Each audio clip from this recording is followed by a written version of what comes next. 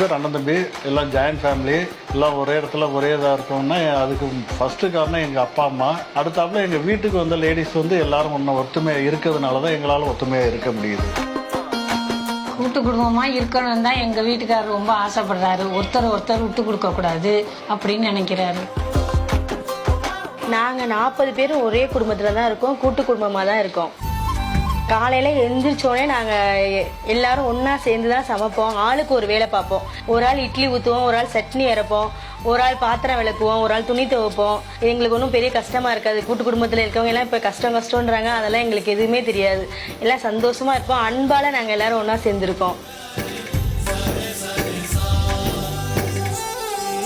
கோவம் இருக்கிற நேரம் இருக்கும், அது ஒரு அது அப்படியே போயிடும் கொஞ்ச நேரத்துல. அது எங்கே தான் இல்லாமல் இருக்குது, எல்லா இடத்துலையும் இருக்கும். அதெல்லாம் அட்ஜஸ்ட் பண்ணிக்கிட்டு போகிறதான் அது. இப்போ நாங்கள் எங்கள் அம்மா வீட்டுக்கு போனால் கூட அங்கே இருக்க எங்களுக்கு பிடிக்காது. இங்கே வந்தால் தான் நாங்கள் மூச்சு விடும் போது கூட எங்கள் மூச்சு நாங்கள் விடுற மாதிரி இருக்கும். இல்லை எல்லாமே பொது செலவு தான். இப்போ என் பிள்ளையா இருந்தாலும் சரி, தம்பி பிள்ளையா இருந்தாலும் சரி, எந்த பிள்ளையா இருந்தாலும் எங்கள் ஃபேமிலியில் எல்லாத்துக்கும் ஒரே இதாக தான் செய்கிறோம்.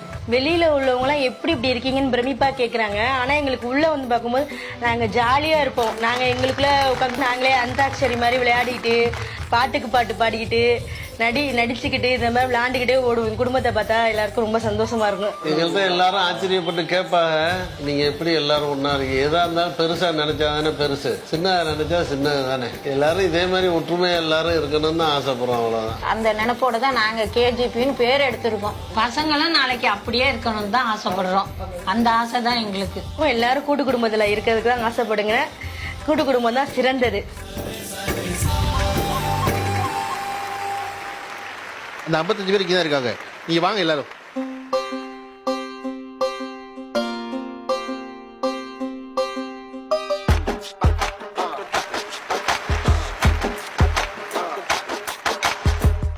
அக்கா, நீங்க தான் இந்த வீட்டுக்கு மூத்த மருமகளா? ஆமா. என்ன படிச்சிருக்கீங்கக்கா? நான் BA முடிச்சிருக்கேன், CLIS முடிச்சிருக்கேன். முடிச்சிருக்கீங்க. வேலைக்கு போகணும்னு என்னைக்காவது உங்களுக்கு தோணுச்சா? வேலைக்கு போகணும்னு தோணுச்சு. மத்த மாமா வேணான்ட்டாங்க, அதனால. எதனால வேணாம்னு சொன்னாங்க?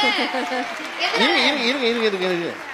எங்க குடும்ப வீட்டுல அவசியம் இல்லை, எல்லாருமே வேலை பார்த்தாங்க, அதனால அவசியம் இல்லை, அதனால இருந்துட்டு. மேடம், இப்ப நீங்க கேட்டீங்க வீட்டுல எல்லாருமே வேலை பாக்குறாங்க, எனக்கு போக வேண்டிய அவசியம் இல்லைன்னு சொல்றீங்க, கரெக்டுங்களா? இப்ப நீங்க உங்களுக்கு ஏதாவது ஒரு ஆசை, சின்ன ஒரு ஆசை, என் அம்மா அப்பாக்கு ஏதாவது நான் வாங்கிட்டு போனோம்னு நினைச்சீங்கன்னா உங்க மாமனார்கிட்ட கேப்பீங்களா, மாமியார்கிட்ட கேப்பீங்களா, வீட்டுக்கார்ட்ட கேப்பீங்களா? அத்தையும் மாமாட்டையும் கேட்பேன், அப்புறம் தான் ஹஸ்பண்ட். அப்பா அம்மாக்கு ஏதாவது வாங்கிட்டு போனோம் அப்படின்னு சொல்லிட்டு மாமனார் மாமியார்கிட்ட கேப்பீங்களா? ஆமா கேட்பேன். கண்டிப்பா கேப்பீங்களா? கேட்பேன். இல்ல அவங்களையும் அப்பா அம்மா மாதிரி தான் வச்சிருக்காங்க என்னைய. மறுத்தாங்கன்னா? இல்ல மறுக்க மாட்டாங்க அவங்க. இல்ல மேடம், இப்ப அப்பா அம்மாக்குன்னு கிடையாது, உங்களுக்கு ஒரு தங்கச்சி இருக்கும், ஒரு தம்பி இருக்கும். இல்ல நீங்க ஒரு கேள்வி கேட்டீங்க, அவங்க ரொம்ப ஸ்ட்ரெயிட்டா எனக்கு ரொம்ப என்ன பிடிச்சிருக்குன்னா, எனக்கு ஆசை இருந்துச்சு, அவங்க கிளியரா சொல்லிட்டாங்க. அவங்க எதையுமே மறைக்கல. எனக்கு வேலைக்கு போன ஆசை இருந்துச்சு, ஆனா அந்த ஆசையை எதுக்காக விட்டு கொடுத்தேன்? என் மாமனார் மாமியாருக்காக நான் விட்டு கொடுத்தேன். காரணம் எனக்காக அவங்க 2 விட்டு கொடுத்துருக்காங்க.